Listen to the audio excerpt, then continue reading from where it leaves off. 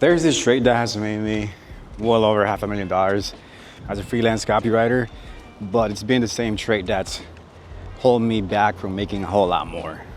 And that trait is caring about the work I do. And if you're watching this video, you probably can resonate with this. Maybe you're somebody who actually wants to be around for a while and not just make some quick cash.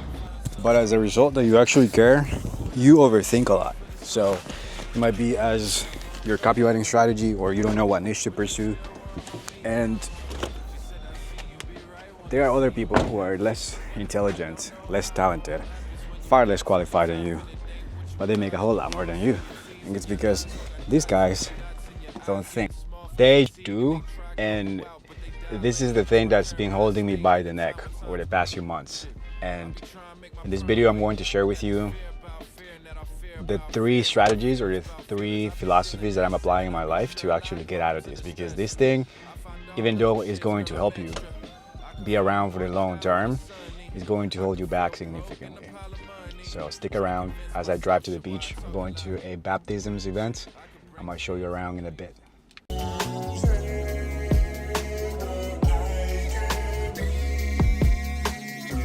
So this trait that it served me because I care about the quality of work I do, but at the same time, it's something that makes me overthink things. And when I was a beginner copywriter, it used to show up as a writer's block. I would write the first 3 lines, write the half of email, and then have to rewrite it all over again. And now that I'm making YouTube videos, I have been overthinking this thing because I care. I want to produce something that I'm alignment with, and I don't want to be scripting things out. And there's just so many new formats of content that you can be using. And I've been overthinking, do I do the talkhead kind of format, or do I do the long form? And this actually is going to be the first point that I want to share with you, which is when you care a lot, you're going to be looking for the best way. And it's kind of an excuse. If you're in that position, the best way is always going to be the number one thing that allows you to get the work done. So in my case, as I'm filming these YouTube videos, the best format is the one that I can actually commit to. The one that I can actually pull out my camera and start filming. It apparently is just this one, just getting the camera out and do it just go. This is something I learned from one of the OG copywriters in the space. His name is Ian Stanley. And he told us this in a training one time where we were talking about what's the best productivity system, because the productivity space is filled with complicated routines and all these ideas on how people should start their day. And the dude simply said the best productivity routine is the one that works for you, the one that you can stick with. And these apps become a pivotal line for me, especially when it comes around the YouTube stuff. I told you before, I've been overthinking the format. Now for you, if you're looking for what's the best niche that will allow you to make the maximum income, or the one that is easiest to break into, or what is the client getting strategy that will get you the clients that you're looking for. And maybe you're overthinking this, looking for the best way, but think about it this way. The best XYZ of anything is the one that you can actually get done, the one that you can actually stick to. And this is going to save you so much time, because dude, the perfect and the easiest and most effective strategy doesn't exist. It's the person that makes it so. In Spanish, we have this saying that is not las flechas. No son las flechas, es el indio, my grandma used to say. And what that means is it's not the arrows, it's the Indian shooting the arrows. I don't know if you're politically correct, but whatever. Just made it to the beach, and one of the most annoying things in this area is that parking is a headache. There's literally no parking around here.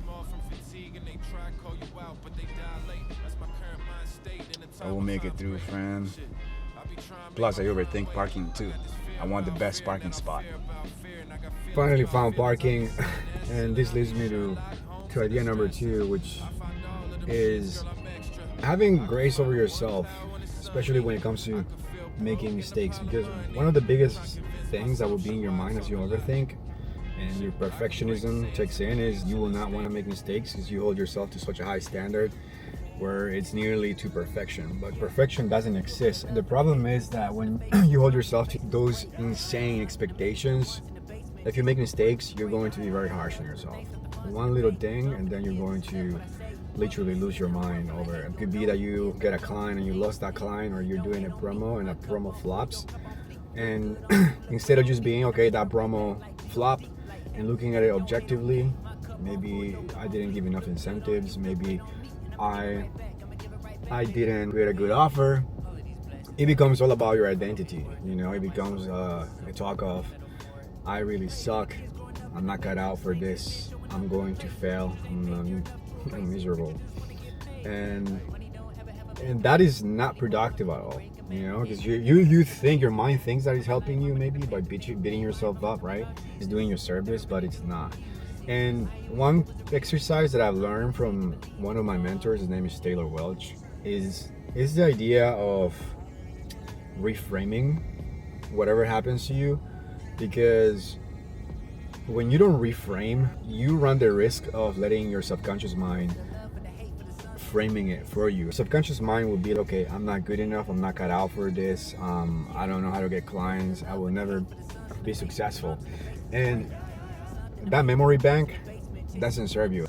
And so what you need to do is actively reframe whatever happened.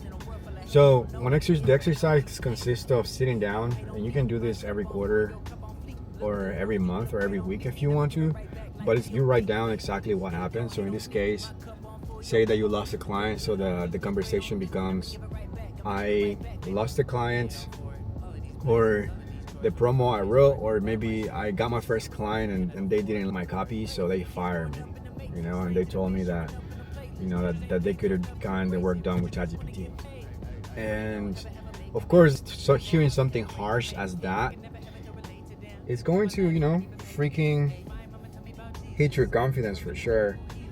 But that is, of course, if you just let your subconscious mind make the interpretation about it. However, if you sit down and actually write it out the way I'm going to show you right now, it's not going to affect you. It's actually going to serve you. So what you do is write down the exact experience that you've had, and just write it out, right? And then instead of just writing your emotions, I suck, I'm not cut out for this, I make mistakes, and I will never be successful, you write down how this thing is going to serve you in the future. And somewhere in there, also objectively audit yourself. What were the gaps, right? Did you not know how to communicate value to your prospect or your client? Did you not know how to manage a relationship? Did you not know how to write good copy? As an example, let's say that you found those 3 things. So now you have something to actually work on and actually make progress on, because of course you care about quality and making progress. So now, instead of just beating yourself up and being in a pity party, what you're doing is getting feedback that you can apply to become a better person, a better marketer. So you took the power away, it doesn't have power over you. The next thing you do is you write down exactly how you're going to prevent that thing from happening in the future. So it could be setting systems up, maybe setting better expectations, developing a skill so that thing never happens to you. And brother, if you do that all over and over again for an entire year, number one, you will not fear making mistakes, because you know that you're not harsh on yourself anymore, and you don't beat yourself up for making mistakes, because you're trying, you're new. And if you're not making mistakes, I mean, are you really trying? Are you venturing into new territory, right? So you're going to be taking more shots, and 2, you're also going to be learning a lot, and as you learn and develop your skills, I mean, dude, you're going to be so much better. By the way, I'm waiting for my friend to send me the address of the baptisms, and got some bunch of people looking at me weird that I'm talking about them. But that is too. So I just made it to the beach, but I just realized that the mic stopped working, so I don't know how the audio is gonna come out. But that leads me to point number 3, which is just now that you know how to process your mistakes, it's just give yourself permission to make more mistakes.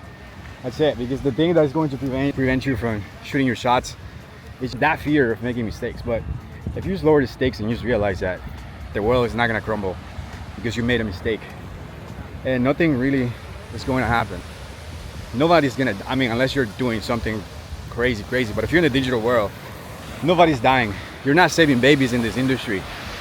And crazy thing, I mean, just a bonus, kind of like a paradox of this mindset is that the less you care about things, just the more you show indifference to anything you do, the better things come out, really. So if anything, I hope this video helps you get it to that point of indifference where you care but not really, because that's the point, man. That's when you're in the flow. That's because when you're in the flow, that there's where a lot of your best ideas are gonna come from, because you're not scrutinizing every single detail that comes out of your mind, or every single word, or every single letter. And dude, that's what you need. Now I'll leave you with this shot.